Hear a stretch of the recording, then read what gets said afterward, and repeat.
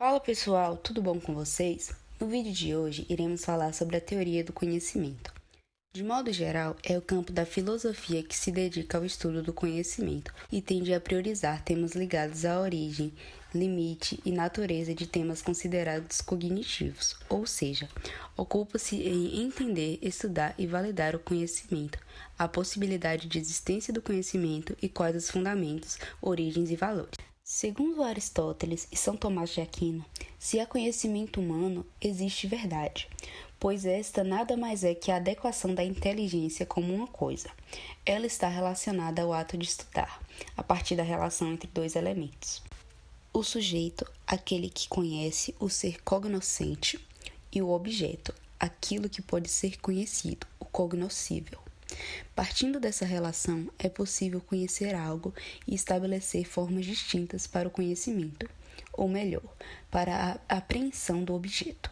O olhar filosófico define que, para que seja possível a existência do conhecimento, são necessários três fatores fundamentais: a consciência ou existência de um sujeito conhecedor, um objeto a ser conhecido e a relação que se estabelece entre o sujeito e o objeto. No decorrer da história, muitos filósofos deram prioridade a um dos polos da relação do conhecimento, originando duas correntes, o idealismo e o realismo. No idealismo, vai-se do pensamento para as coisas, já no realismo é o contrário. A coisa é o ponto de partida do ato de conhecimento. Idealismo afirma que as coisas não existem por si mesmas, mas à medida e enquanto são representadas ou pensadas, de maneira que só se conhece aquilo que se insere no domínio, ou seja, as coisas só existem após passarmos a conhecer e imaginá-las. Realismo. Podemos conceituar essa corrente como a orientação ou atitude espiritual que implica que o conhecimento é autodidata, dada a sua afirmação fundamental que nós conhecemos as coisas. Em outras palavras, é a independência ou criação automática das informações a respeito da realidade, ou seja, o sujeito existe e pensa devido à presença do objeto. Além disso, o conhecimento ainda pode ser sensível ou inteligível. O conhecimento sensível ou a experiência sensível é constituído pela sensação e percepção. A sensação nos dão as qualidades das coisas, como quente e frio, azul e vermelho, doce e amargo, perfumado e mal cheiroso. A percepção é mais complexa, pois elabora a síntese das sensações. Já o conhecimento inteligível, ao contrário, é conceitual e racional, e só pode ser atingido por meio do uso da razão. Existem também os modos de conhecer. Eles são divididos em duas categorias: intuição e conhecimento discursivo.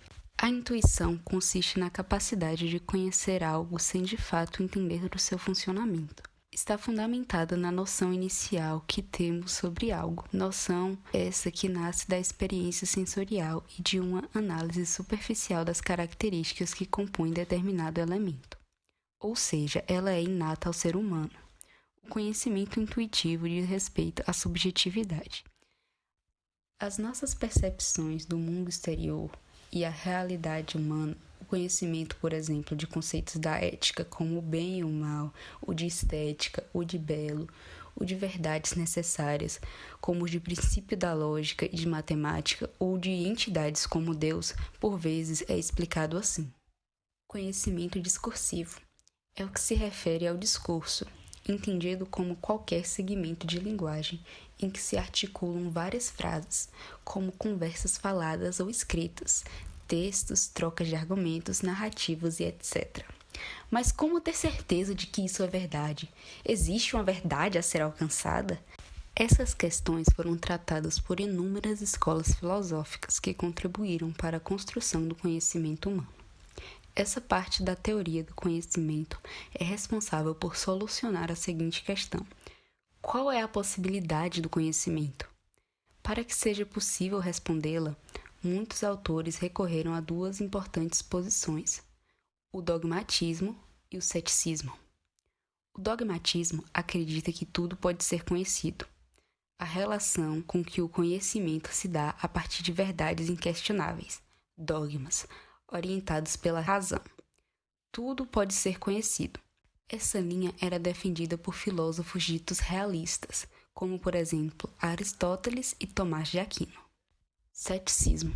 Ao contrário do dogmatismo, é a crença que o sujeito é incapaz de compreender todo o objeto. Há limites para o conhecimento e para a razão humana. É impossível um conhecimento total. Agora que já sabemos identificar, vamos tentar compreender a sua origem. Ela pode ser dividida em duas condutas: racionalismo e empirismo.